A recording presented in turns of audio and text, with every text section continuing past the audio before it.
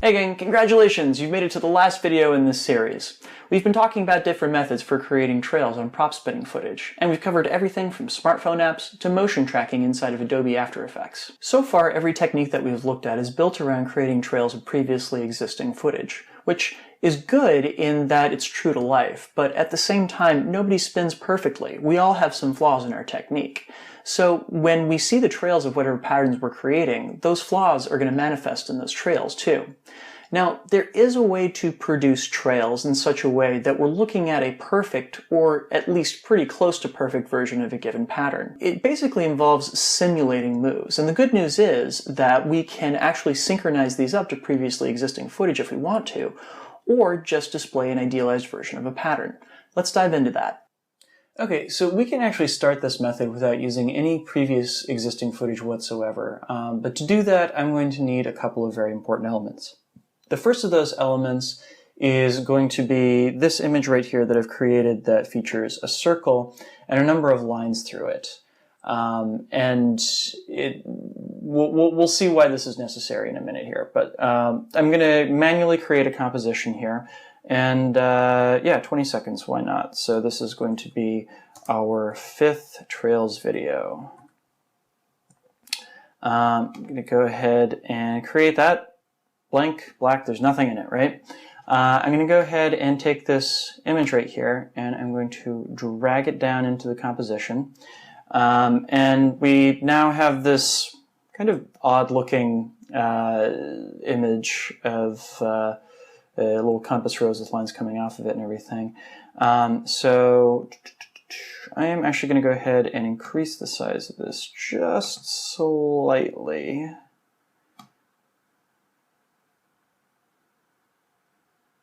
And yeah, that should be okay.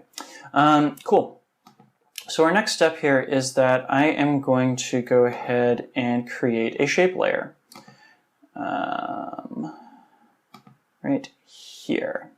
And the first thing I'm going to add to the shape layer is going to be a ellipse, just like we did in the previous example. And I'm going to have that ellipse cover the middle part of the circle right here. And I'm going to try as much as possible to center it inside of that circle, right? Now the next thing I'm going to do, also in this shape layer, is I'm going to create a rectangle. But my rectangle is going to be very, very, very long and narrow. And it's going to go right underneath my circle right here. Cool. So no, both of these are inside of the same shape layer. I'm also going to fill my rectangle with white instead of with orange. So if you think about it this way, essentially what I've just done is I have created an artificial poi. I have made it so that I have my head here and my tether here. The next step for me is I'm going to go here under transform, and I'm going to change the anchor point. What's the anchor point? Well, it's basically the point around which this object is going to rotate. So I'm going to go ahead and move the anchor point so that it is in the center of the end of the tether, essentially where my hand would be and everything, right?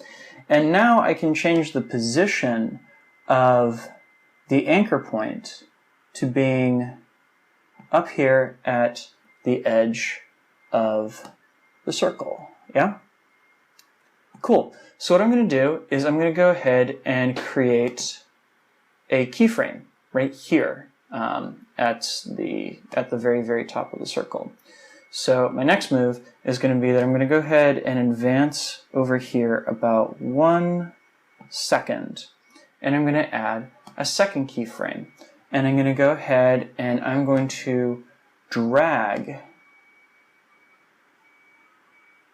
my poi, my artificial poi here, over to this second point along the circle that I've created here and everything.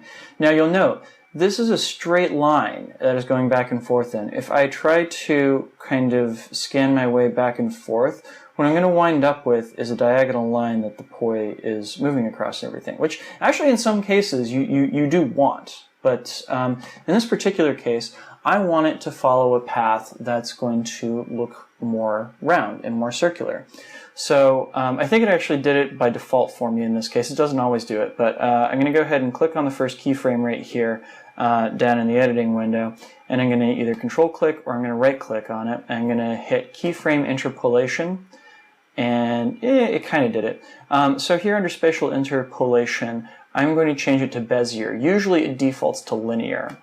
And what happens when I select a Bezier is that now there's this little handle that's coming off the end of it. If I click on this handle and drag it over, it's going to make the line rounder. And what I want to do right here is I'm going to put it even with the end of this line. And then my next little keyframe right here, similarly, I'm going to click on keyframe interpolation, and I'm going to set it to Bezier. Hit OK, and I'm going to drag the handle up here, and I actually dragged the previous handle too far. That's okay, because I can go back and adjust it. It took a little bit of experimentation for me to figure out how far out these lines needed to go in order to match up with the curves. So now, as you can see, the path that the poi is following is a round one. It goes around this circle, which is totally awesome.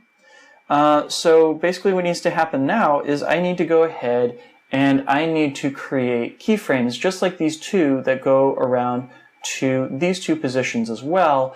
And I'm going to go ahead and do two additional ones up here and back here again. So let me do those, and we'll be right back.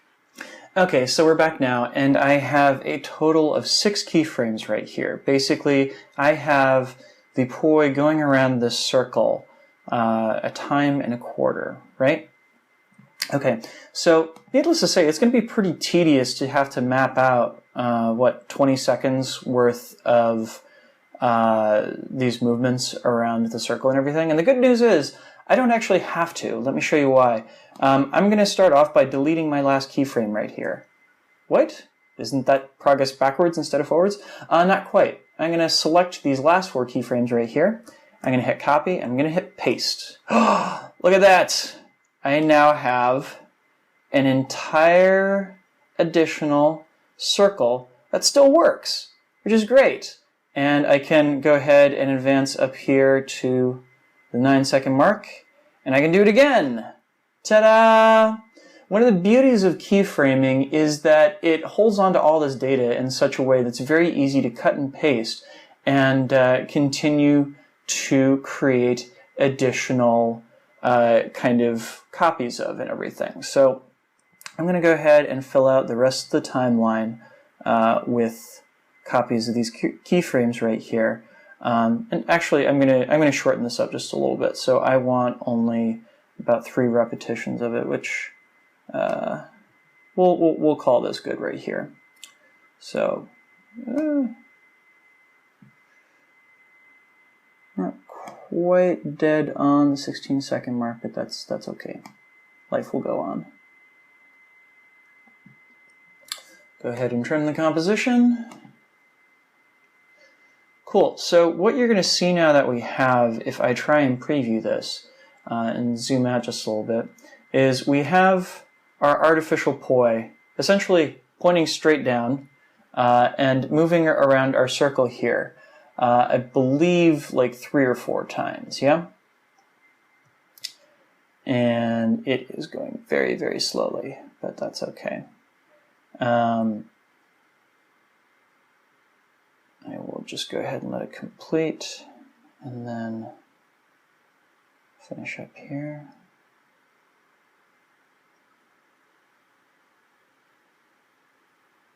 Baller. Okay, so here is our artificial poi moving around the circle. Cool, and we have like, I think 4 copies of this now. Okay, so problem is though, is that our poi itself isn't really doing much of anything. It's just kind of hanging there. Well, we can go ahead and change this up so that it is rotating. So there's a little setting here under our transform function that gives us the ability to change the way the poi is rotating. And since we've set the anchor point where the hand is, if I decide to rotate this, it's going to rotate around that hand point, yeah? So I'm going to go ahead and start off at 180 degrees and everything. And I'm going to jump ahead to the next point at which the poi is at the top of the arc right here. And this is the point at which it's actually really, really helpful to know a little bit of the math of how this all works. So I'm going to add another rotation keyframe, and I'm going to go ahead and set it to +2. And I might have gotten the direction wrong. We'll have to check right here. Yes, I did get the direction wrong. Sorry. So we actually want this to be -2. And it's going to mess with me a little bit at first, but I'm going to correct it. And I think I'm actually going to have to set this to -180 as well in order to make this work. Okay, cool. So if everything has been done according to plan, what I should have right now is a nearly perfect version of a triquetra. Because the beautiful thing about these keyframes is, essentially I have these two little roadmaps at 1 second and at 4 seconds, and what the program does is it assumes that there is a smooth movement that happens between those 2 points. So as you can see right here, it has done almost all the hard work of creating my triquetra for me. Thanks, After Effects.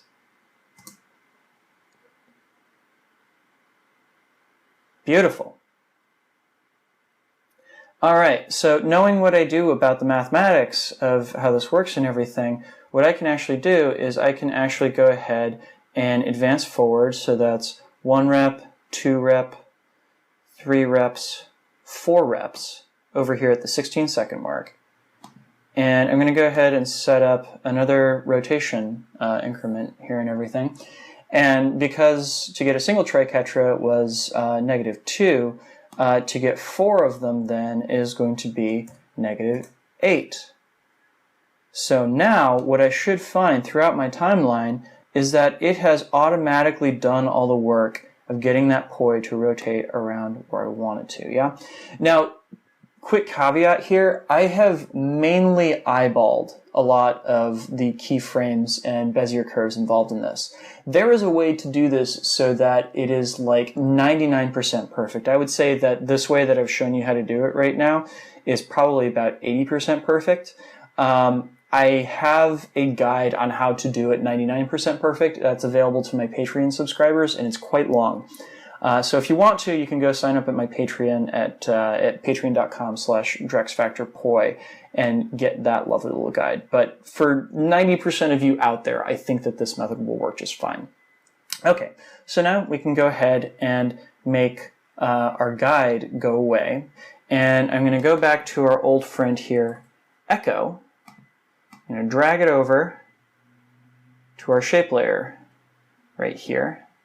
And I'm going to go ahead and go back to our old favorite here of 0.1 of a second. And let me advance this a little bit here so we can actually see all this working here. Echoes will be 100.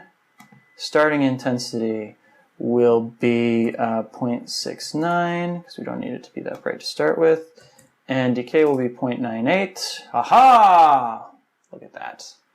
We now have these lovely little trails of both the tether and the head. And, you know, quite frankly, I think just for grins, I'm going to actually set the number of echoes to 200, because that'll give us a little bit better a picture of what we're working with here and everything. So cool. Let's go ahead and I'm actually going to sample this bit starting at 4 seconds right here, because one of the weird things that happens with the echo function is that when you first start off, it'll be really, really super intense and then peter out as time goes on. So instead, I'm going to just grab between 4 seconds and 8 seconds so we can see a full repeat of this pattern with these trails going on and everything. And the echo function takes a bit of computing power, to process, but yeah, this is what it's looking like as it's putting that all together and everything. So we'll give that a few seconds to finish up. Actually, I think I'm just going to advance to the end of that so I can save you guys the waiting. Cool. So now it has completed its work, essentially previewing it and everything. It's not going at full frame rate, unfortunately, but yeah, it's close enough so that we can get a reasonably good guess of what this simulation is going to wind up looking like, which is really, really pretty, right? And you can see the hand path kind of by inference, as well as the path of the poi and everything.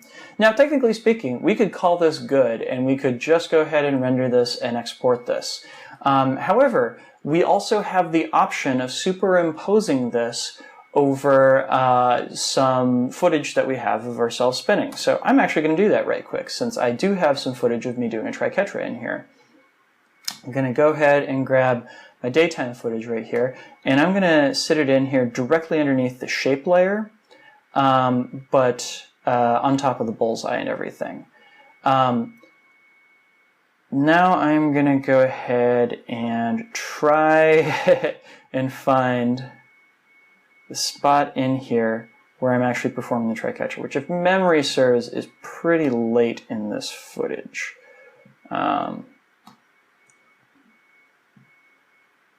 But we should be able to find it. I'll go ahead and skip ahead to where I find that part for you guys.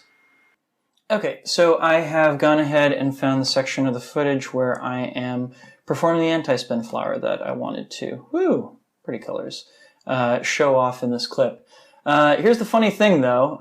It turns out that the anti-spin flower I'm performing is not a triquetra, that it is, in fact, a whatchamajigger, a 4-pedal anti-spin. But that's okay, we can fix that actually. I'm actually going to go ahead and turn off the echo for right now because it's really hard on the computer.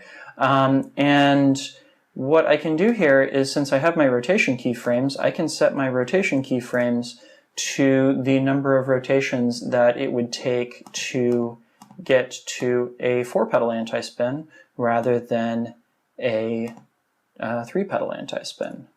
So that's going to be 3 beats instead of 2 beats.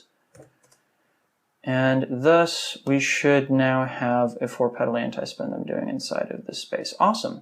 So now we actually need to try and match up these keyframes with what I am doing in the video itself.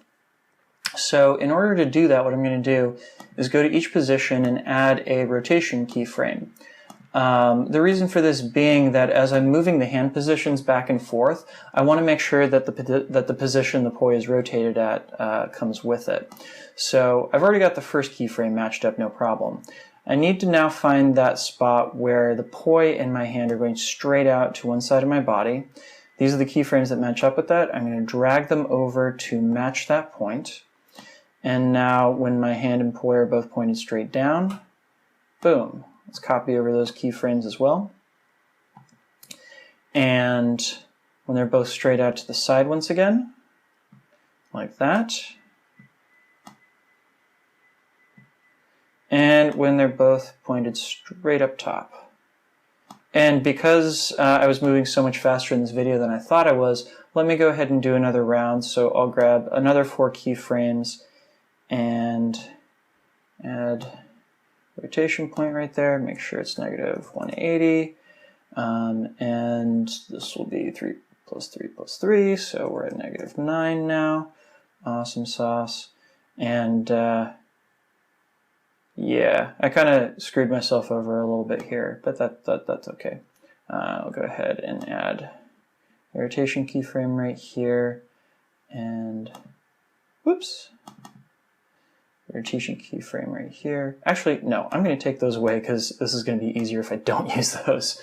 Okay, so we're back over here, and now I'm looking for that position where they're straight out to the side again. Lovely. Drag this over. And now the point at which they're both pointed straight down. Drag this one straight over. Point where they're both out to the side. Oh, and it looks like I switched the pattern right there, so yeah, actually, let's just take this group right here. Cool. All right, so let's really quickly test and see and make sure that everything's lined up, which it is. Fantastic work. Okay, so you're going to be noticing, of course, that the position of the poi does not exactly match up with the position of my body here. That's okay, though, because we can go ahead and move around my footage here and zoom into it so that it actually does all match up. And I'll just look for my top point right here and match that position. And I'll look for the bottom point. And that actually looks like it's pretty close. I maybe need to back up on this just a hair.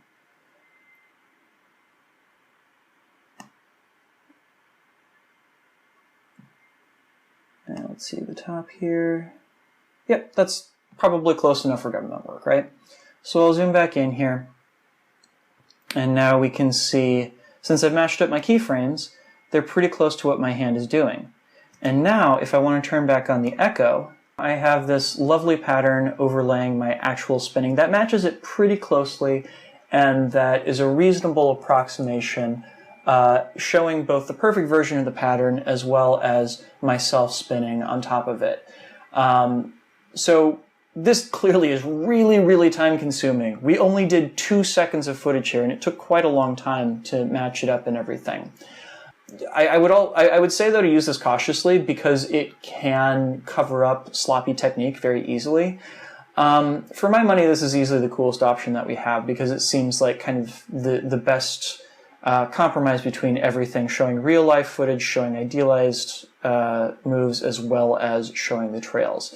It is, however, also the most time-consuming and the most computer-intensive as well. That's it. Do you have any techniques for creating trails that I didn't cover in this video series? Please, let me know in the comments section. I'm always eager to learn new techniques for doing this sort of thing. Also, this entire series is available for digital download on my website at drexfactor.com. It includes not just the 5 videos in this series, but all the B-roll that I shot for it as well, including tons of footage of me free spinning. It also includes the templates that I use for developing my poi simulations, so you can easily plug and play them into Adobe After Effects and not have to do any of that work setting up. Thanks so much for watching, and enjoy the flow. Peace. Hey guys, so this series exists for one reason and one reason only, and that is the amazing support of my backers on Patreon. They have been allowing me to tackle more ambitious topics like this one and to create long series rather than just having to do one-off videos. And it's been totally awesome. So if you're getting anything out of these series, then please hop on over to patreon.com/drexfactorpoi and sign up to support them. You can sign up for as little as $1 a month, and that little bit of support helps so much in being able to create these pieces of knowledge to put out there to the wider flow arts community. So for those of you guys already on Patreon, thank you so much for enabling me to do this work. And for those of you guys out there watching, thank you for tuning in as well.